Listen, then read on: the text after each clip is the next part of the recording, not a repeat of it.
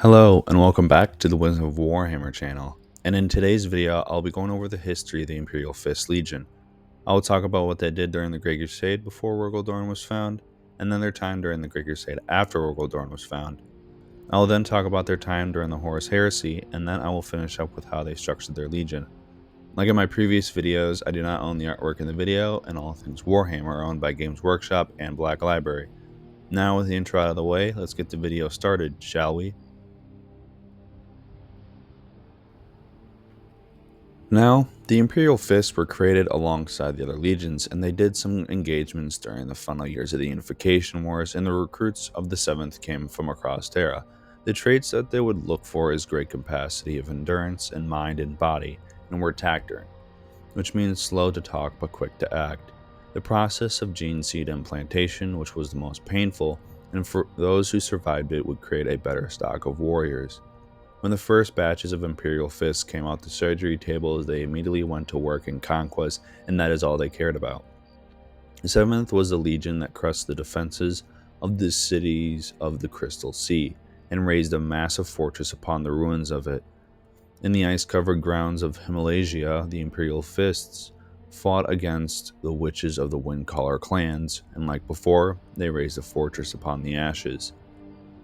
Throughout Terra, new fortresses were built, with the fortress crafted the 7th Legion during the final years of the Unification Wars. Within a solar decade, the Imperial Fists had built 600 citadels, and the myth says that the bones and blood of the enemy they defeated were mixed within the mortar of the walls after battle. The Imperial Fists never stayed in one place for long. They would erect fortresses and move to the next battlefield and use shock assaults and different kinds of weaponry. On the plains of Kenstar, they broke through the enemy lines with a spearhead of only 50 war machines, and with that the Tyrant was crushed. In the tunnels of Galzabaz, they destroyed the crust above the ancient buried city, killing everyone, but they always remembered to build something upon the corpses of their enemies. From the early years of their service, the 7th gained their name, the Imperial Fists, because people who looked up at the lands that the 7th took over said that it looked like the hand of the Emperor had descended and gripped it with an unbreakable fist. From the long list of conquests, the Emperor was pleased that he gave them the laurels of victory to be part of their heraldry. With the dutiful and taciturn nature of the 7th Legion, they accepted it with humbled silence, and they continued to fight for the Emperor. When the Imperial Fist went to the stars, they did what they did best and always remembered to build the heavily defended fortresses upon the bones of human or Xenos empires that they either destroyed or brought into the Imperium. Here are a couple of those campaigns during the early years of the Great Crusade, starting with the Unheard War on Uranus. This war was against pirates that took over the Azurites, who were about to be blended into the Imperium. The Imperials sent 50 Imperial Fists, who fought the pirates on the Azurite space station, but a psychic virus was released and it killed the Azurite militia. Chaos demons spawned, and from this, the 50 Marines fought their way to the core of the space station and overloaded it, destroying it and sacrificing themselves. From this sacrifice, the Emperor ordered the newly built Bell of Lost Souls to ring for the first time, honoring the warriors that were sacrificed.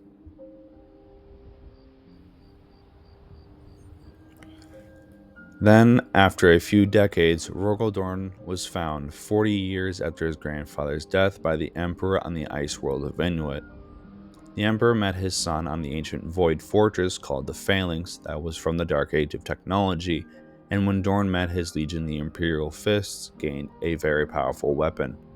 When Dorn led his legion and the expeditionary fleets under his command, he led with peerless devotion and military genius, and he was disciplined and ordered, but he had some moments of zeal and inspiration. Even during the Great Crusade, the records of victory of the 7th were so vast that Horus was impressed with his brother and his legion's skills as master defenders. Horus did say to his brother that if they and their legions fought, the battle would last for eternity, because Horus and his legion were best at assaults. When Rogaldorn met his legion, he looked over their records of battle and was curious to see them in combat. He also told his sons that he demanded them to push themselves like he did, and it is said that Dorn didn't speak to the Legion Master Matthias and the veterans of the Legion until he saw them in combat. Dorn was so impressed with the leadership of Legion Master Matthias that he named him High Castellan of the Inuit system, and the Legion Master was humbled in the new position. Over the next 16 solar decades, the Imperial Fists, led by their Primarch, would participate in multiple war zones with the tactics of the Inuit military and the 7th Legion. For example, during the Iranius Wars, it was against a group of techno nobles, and the Imperium found this place by accident. The techno nobility sent hordes of cyber warriors against the Imperial ships, and during negotiations, the rulers said that the Emperor could be a vassal for them. Hearing this message, the Emperor sent a force of Imperial Fists under the command of Hashin Yonad, commander of the 39th Household of Inuit. There were 20,000 Imperial Fists alongside a million guardsmen, Mechanicus troops, and they struck hard, obliterating the tech nobles. Secretly, the nobles had warp gates that opened, and an unknown force came through and fought the Imperials. Hashin ordered his Space Marines to place charges upon the gates they came across and destroyed them. Then, like always, they would build fortresses at the end of their campaigns and not linger around and would move on to the next war zone. The War of the Conscious Drifts was led by Rogel himself against a string of asteroid cities that are connected by shipwrecks, and the people there were called the Driftborn. Dorn and his Space Marines fought their way through the forces of the Driftborn clans to the life support systems. Dorn offered them a choice, to surrender or die, and they surrendered, and from this, the recruits from the Driftborn became the 365th Company of the Imperial Fists.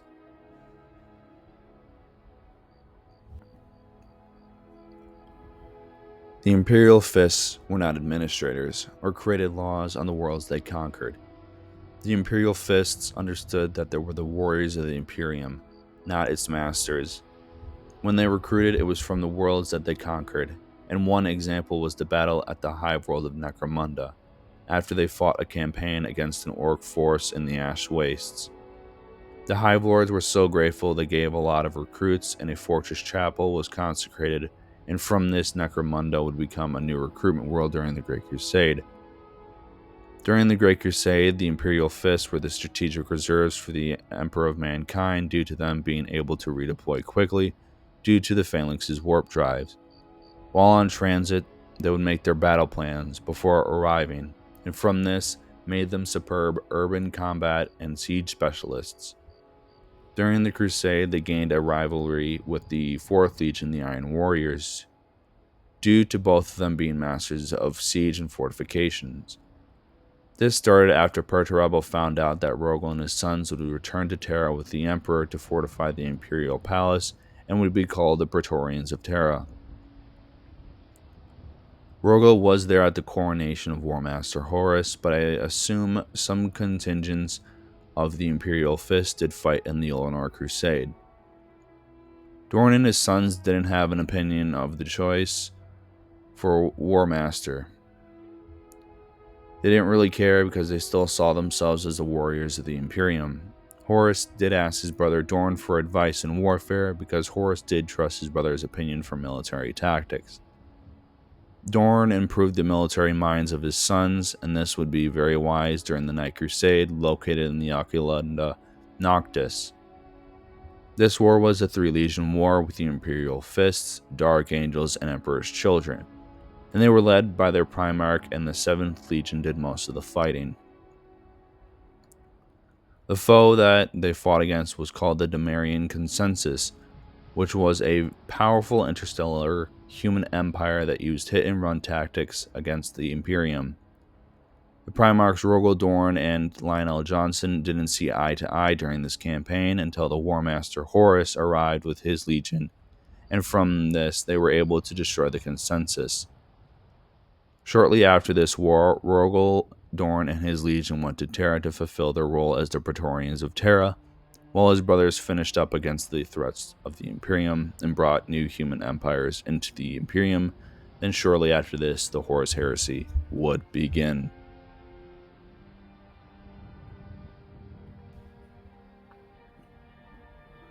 Now, As Dorn and his legion were on the way to Terra, the events of the Horus Heresy began, and as the 7th was on the way to Terra, the Loyalist Death Guard captain, Nathaniel Garo, on the ship the Eisenstein arrived in front of Dorn's fleet. When Dorn found out that the War Master turned traitor, he sent a massive bulk of his fleet to the Isfahan system, where Rogel and his veteran companies went to deliver the message to the Emperor himself.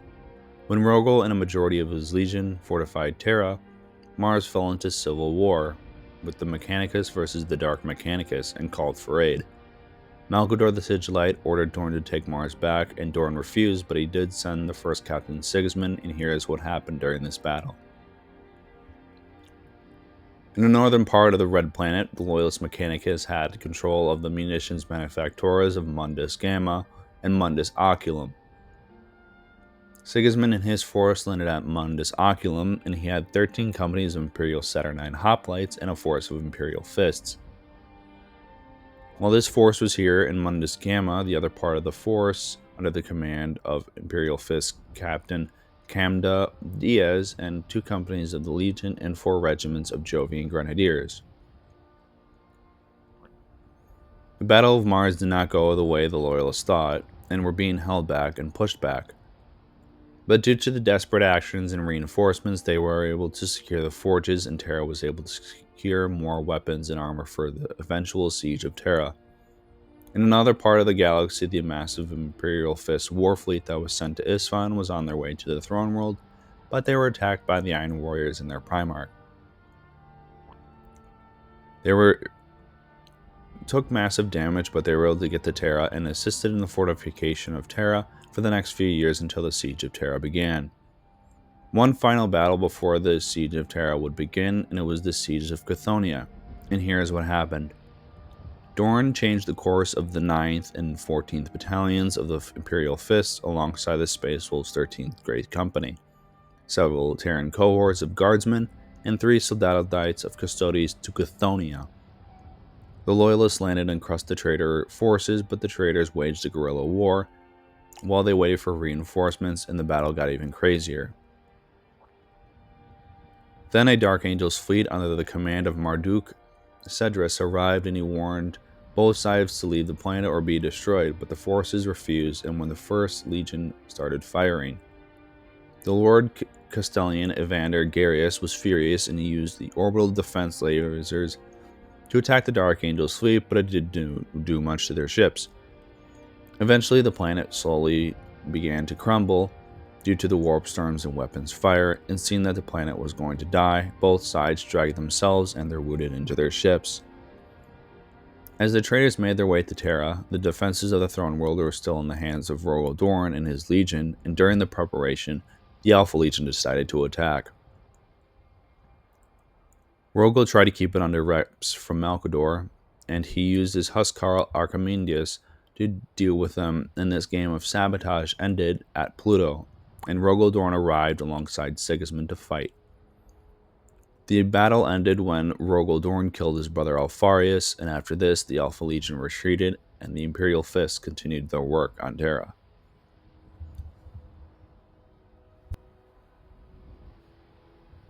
Now we are at the Siege of Terra, in the eyes of the Imperial Fists and what they did during this time, and this was not a fun time for Rogel and his sons. During the siege, the Imperial Fists held most of the battlements alongside the 5th and 9th Legions, as well as the Imperial Guard. The Imperial Fists used every trick in their arsenal and used kill zones and gunned down anything that climbed their walls. They were getting pushed back slowly though due to the siege warfare of the Iron Warriors and other traitor forces. The Imperial Fists did use the Sky Fortress, which provided fire support throughout the siege until a critical junction, and it was shot down and wiped out a massive portion of the traitors though. Then, in the final days of the siege, reality and the warp was blending, and the Imperial Fists adapted to the situation, and then the Emperor Sanguinius and Dorn went to fight the War Master. The remaining Huscarls and some other contingents of Loyalist forces went alongside their Primarch and the Emperor, but they were separated, and Dorn was trapped, being tempted by Khorne. Sigismund did gather a massive force of Astartes and pilgrims and went inside the hollow mountain where the Astronomicon was located, that was being guarded by a Dark Angel's force led by Corswain. Fafnir Ran, another high-ranking Imperial Fist, was fighting alongside a small group of Marines of his own legion and the Blood Angels and White Scars.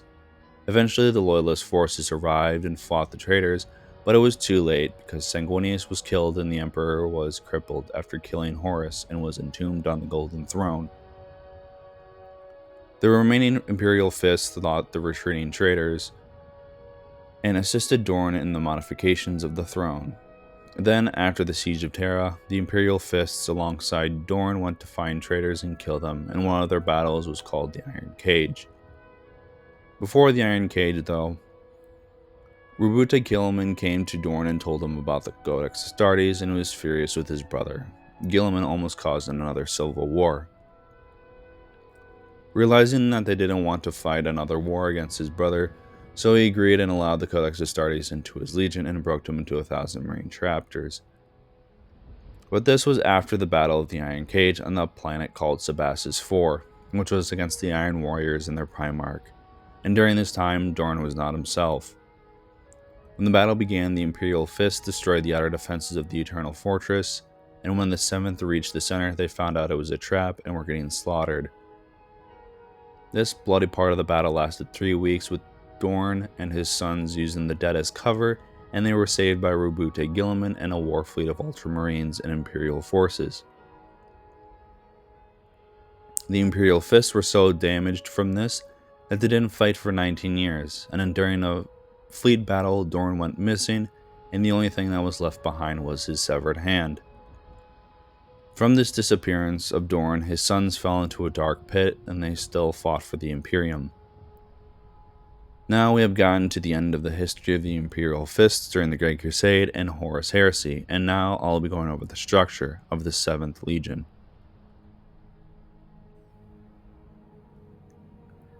Now, the structure of the Imperial Fist Legion was pretty simple and adhered to the Principia Bellicosa, and the Legion numbered around 100,000 Marines. Going into the command structure, we have Rogel Dorn as the Primarch, and under him are the Huscarls, who were his personal guard and were skilled commanders of the 7th Legion. The Marshals were the head of the Crusade fleets that led during the Great Crusade when Dorn was not there. The Fleet Masters were the commanders of the Imperial Fist's war fleet of cruisers and served alongside the Marshals. The Siege Masters were obviously the Imperial Fists who could destroy enemy fortifications during combat deployments. Then the opposite of the Siege Master, we have the Lord Castellians, who oversaw the defense of this central place in the galaxy and were masters of defense. Last of the hierarchy, we have the Lord of Seneschal, who came up with the strategies for campaigns. Now going into the lower part of the Legion structure, and like I said before, it is the same as other military forces. They did have specialized companies in the Legion, and here are 2 of the major ones: the Templar Brethren and the Phalanx Warder Squad. The Templar Brethren were the guardians of the Temple of Oaths, which was aboard the Phalanx, and they are the most zealous Imperial Fists and would eventually become the Black Templars. They used swords and shields, which made them the best close-quarters Marines in the 7th Legion, because few enemies could resist their assaults, and were led by Sigismund, who would become the first Emperor's champion. Now, the Phalanx Warder Squad are the breacher specialists in the 7th Legion, and were possibly led by Fafnir Ran, but this is unknown. These breacher veterans were used in boarding actions of enemy ships and could fill a hole in a wall and used heavy firepower behind walls of heavy shields. Like the other Imperial Fists, they did not care for medals and honors. The only thing that they cared about is continuing their service to Imperium, is the only honor they require. Now, the Imperial Fist did have a large war fleet of 1,500 ships, including the massive war station called the Phalanx, which was so massive that the Legion couldn't fill the whole thing, and the 7th possibly had the biggest Space Marine naval fleet. They did have a lot of Terminators and the top-of-the-line Imperial tech at the time, and improved upon these gifts from the Emperor, and came up with the assault cannon for the Terminator armor.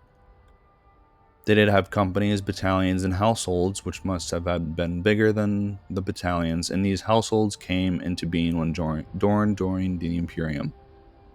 Now, that is the structure of the Imperial Fist Legion during the Great Crusade and Horus Heresy.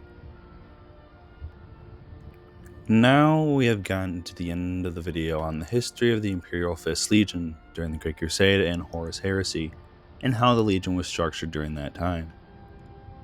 I hope you guys enjoyed the video, and if you did, hit the like button and share it with someone who liked this content. If you are new and would like to see more, hit the subscribe button and bell notification to be notified for when a new video comes out.